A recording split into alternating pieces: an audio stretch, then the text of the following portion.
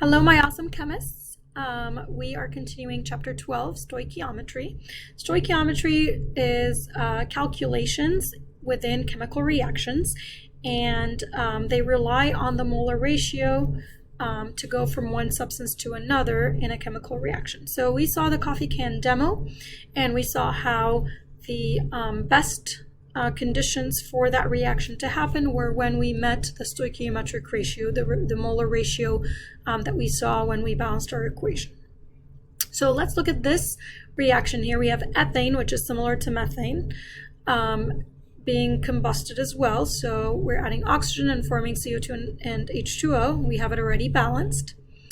And we want to try to answer these questions. So it says we have 2 moles of ethane, like it says in the reaction here. How many moles of oxygen will be needed to react? So for every 2 moles of ethane, we need 7 moles of oxygen to react with it. So the answer is 7 moles of O2. And so with stoichiometry, we can relate one reactant to another to see how much of, if we have a certain amount of a reactant, how much of the other reactant needs to be used up with it. We can also relate a reactant to a product. So the next one says, if you have 2 moles of ethane, how many moles of water would you produce? So if we have 2 moles of ethane, we would produce 6 moles of water. Okay, now let's step it up a little bit, make it a tiny bit harder. What if instead of 2 moles of ethane, what if you had 4 moles of ethane? So we're doubling it. Then how many moles of water would you produce? Well, if we double our reactants, we're going to double our products. So for 4 moles of ethane, we would form 12 moles of O2. Or sorry, H2O, not O2. Okay, next one, tiny bit harder. What if we had 3 moles of ethane? How much CO2 would be produced? So if we had 2, we'd form 4 moles of CO2. What if we had 3? So 1.5 times. Well, then we'd produce 1.5 times the CO2, which would be 6 moles. Now, some of us can do this in our head, some of us can't. And so here's how you would show your work for this and figure it out. So you would write down what we have. So 3 moles of C2H6. You'd start a conversion factor. On the bottom, you want to put moles of C2H6 so they cancel. On top, you put moles of CO2 because that's what you want. And to get these numbers, to compare them, you get those from the molar ratio here in the equation. So in front of the C2H6, we see a 2. In front of the CO2, we see a 4. So 4 CO2s for every 2 C2H6s. And that gives us 6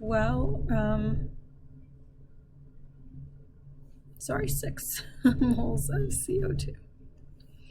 All right, let's make it a tiny bit harder. So what if we had 5 moles of O2? So we're looking at O2 now.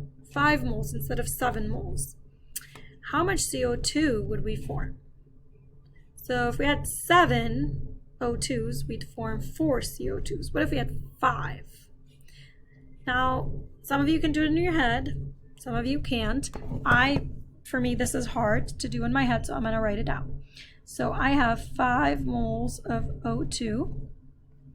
I'm going to put moles of O2 on the bottom so they cancel. Moles of CO2 on top because that's what I want. And to get the ratio between them, I look at my reaction here. So 7 for the O2 and 4 for the CO2. 7 for the O2 and 4 for the CO2. So that's 20 over 7, which is a little bit less than 3. It's 2.9 moles of CO2. So you can see we're talking about moles here. We can link between different substances using moles, but we know that we can go from moles to grams or particles or volume. So let's review chapter 10 where we talked about the moles. And remember that we can go from moles to particles of the same substance by saying that 1 mole is equivalent to Avogadro's number of particles. Right? And those particles can be either formula units or atoms or molecules. You can do the same thing with B. So you can go from moles of B to particles of B, saying that 1 mole is equivalent to 6.022 times 10 to the 23rd particles. We also know we can go from moles of a substance to its grams.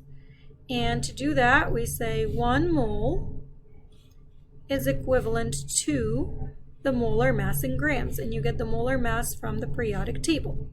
And you can do the same thing with substance B. So you can say 1 mole of substance B is equivalent to its molar mass in grams from the periodic table.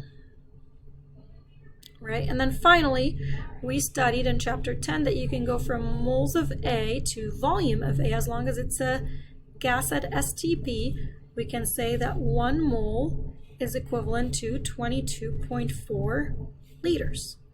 And of course, you can do the same thing with B. 1 mole is equivalent to 22.4 liters. Now the new part, so this all we learned in chapter 10. The new part that we're adding in this chapter is that you can link from one substance to another. You can go from A to B, and you can link them in terms of moles using the molar ratio, which you get from the chemical equation, from the balanced chemical equation. So let's try some problems from worksheet 1. We're going to try number 1 first. So it says lead will react with hydrochloric acid to produce lead 2 chloride and hydrogen. How many moles of hydrochloric acid are needed to completely react with 0.36 moles of lead? So it's kind of long. The first thing you want to do is, since it's talking about a chemical reaction, you probably want to write down the chemical equation for that reaction and balance it.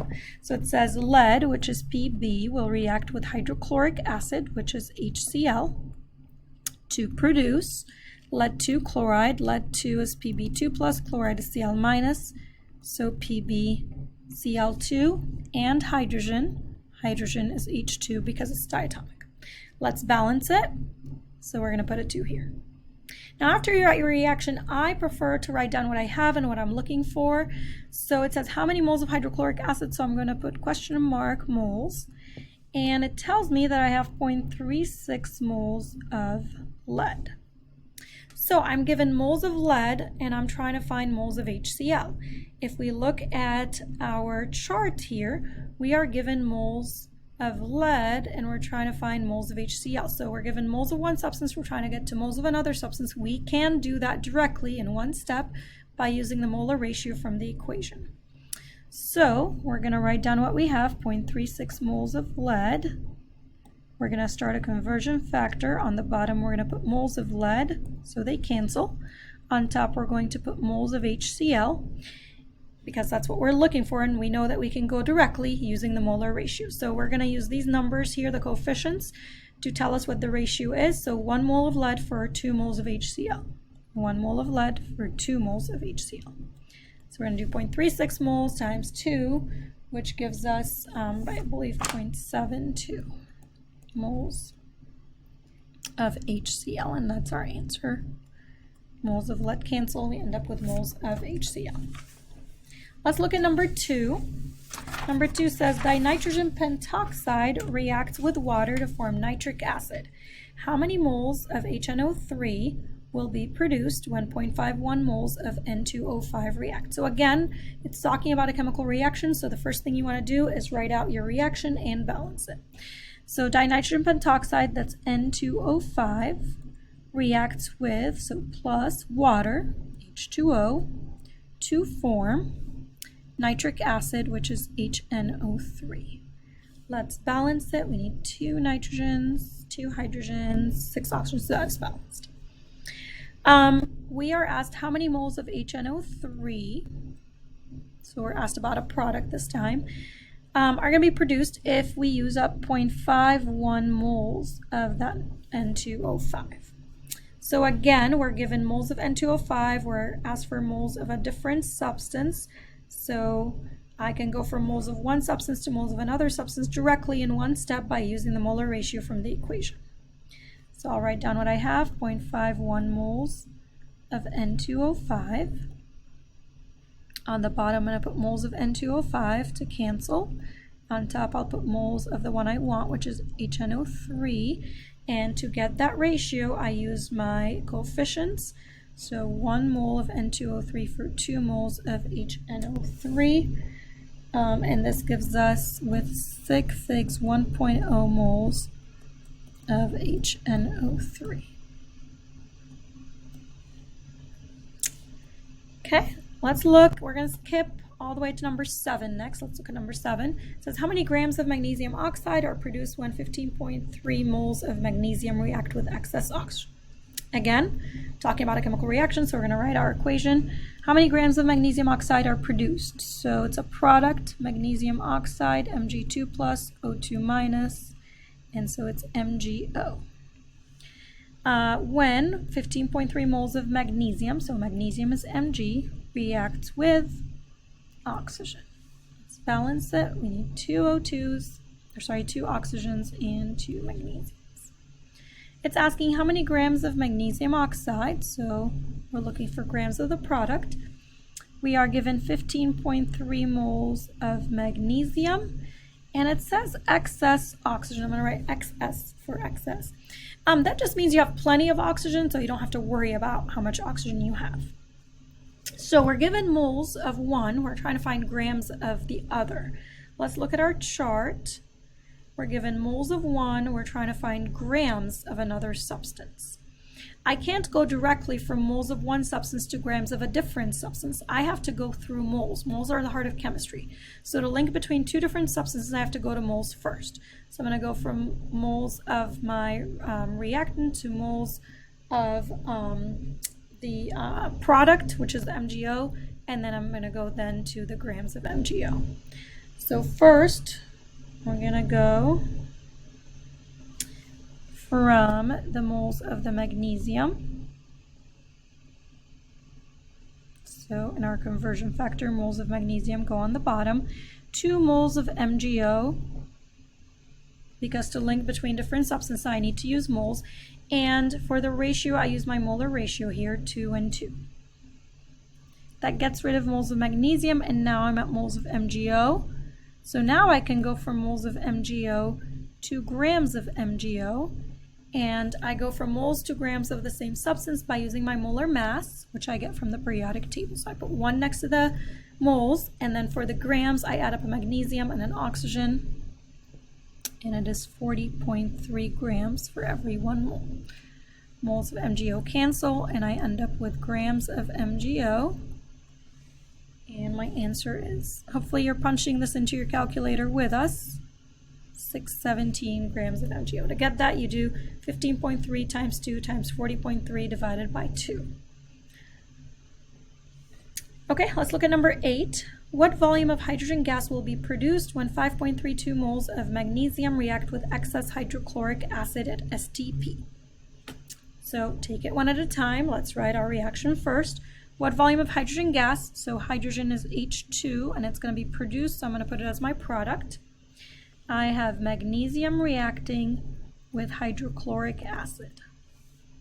Now you go to balance this and you're like, what? Something's wrong here.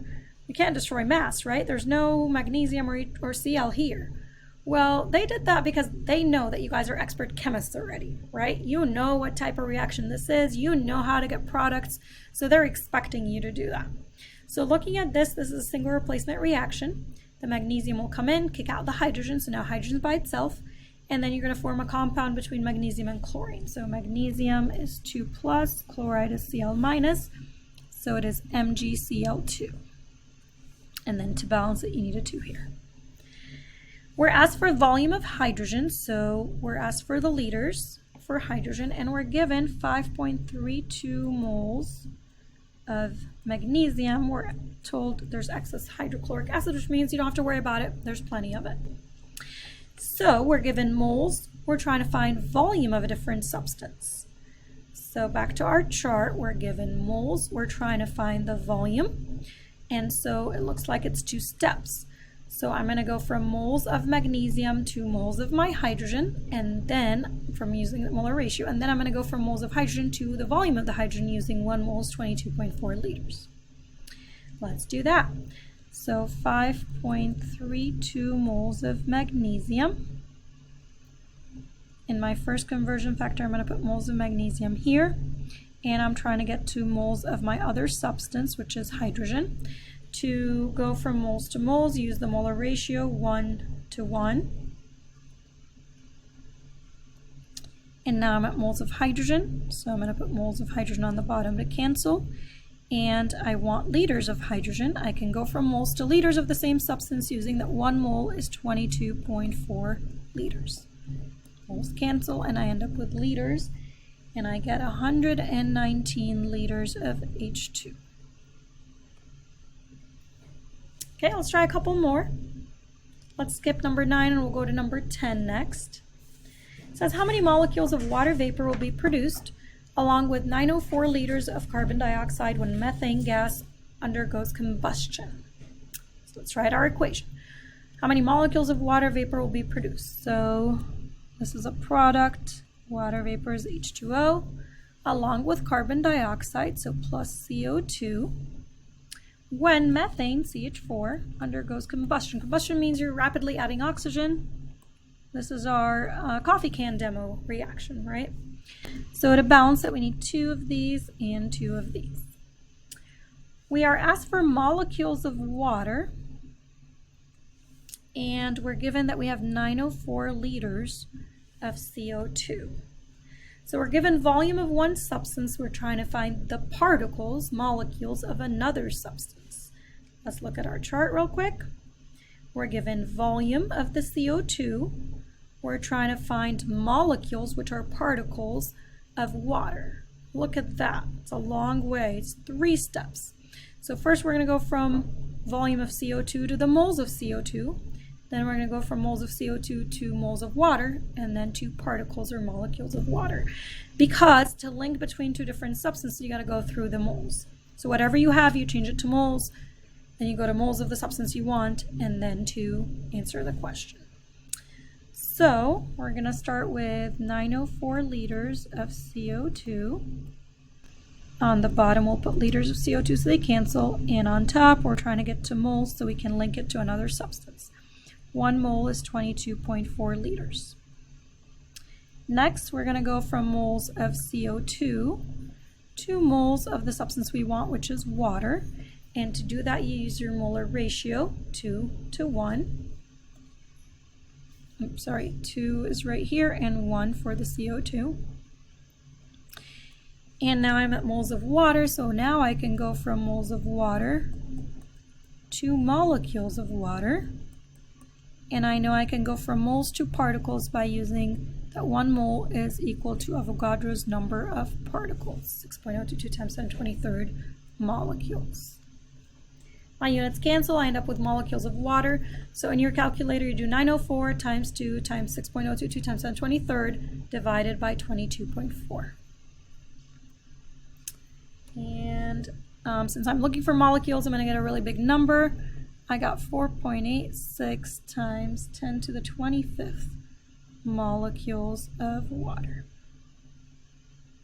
Okay, we'll do one last one, number 11. It says, what volume of oxygen gas are needed to react completely with 43.4 liters of hydrogen gas to form water at STP?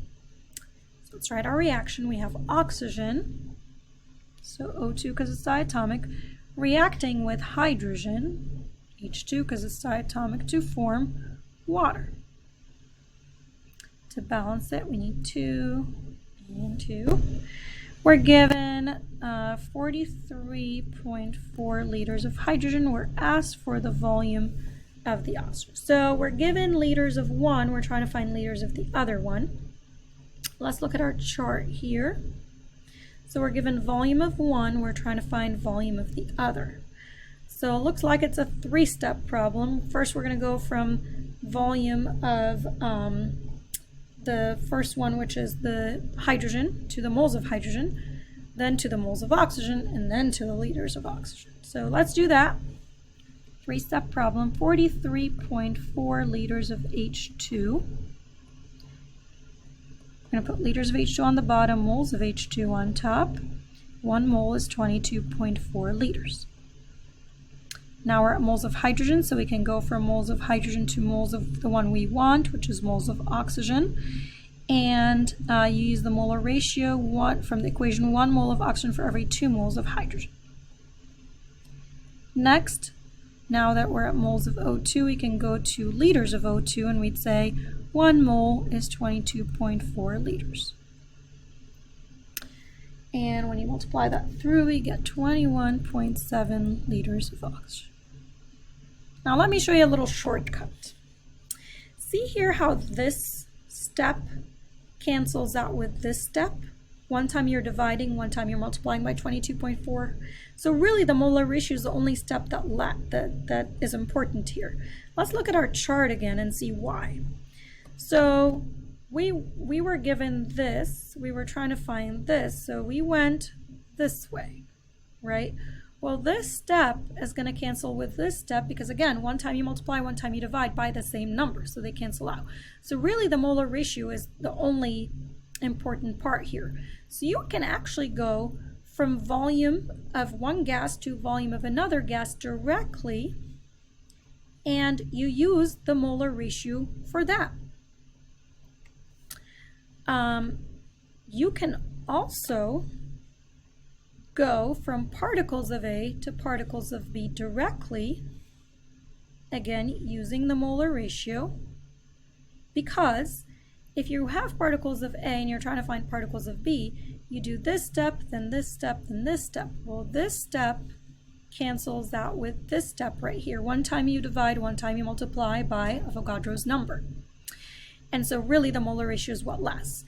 So you can use the molar ratio going from moles to moles, you can use it from liters to liters, and you can use it from particles to particles. You cannot, unfortunately, go from grams to grams with a shortcut because the molar mass of A is different from the molar mass of B. So you can't do this one in a shortcut, but you can go from particles to particles, moles to moles, or volume to volume, all using the molar ratio. So let me show you how you would do that. So you would say, I have 43.4 liters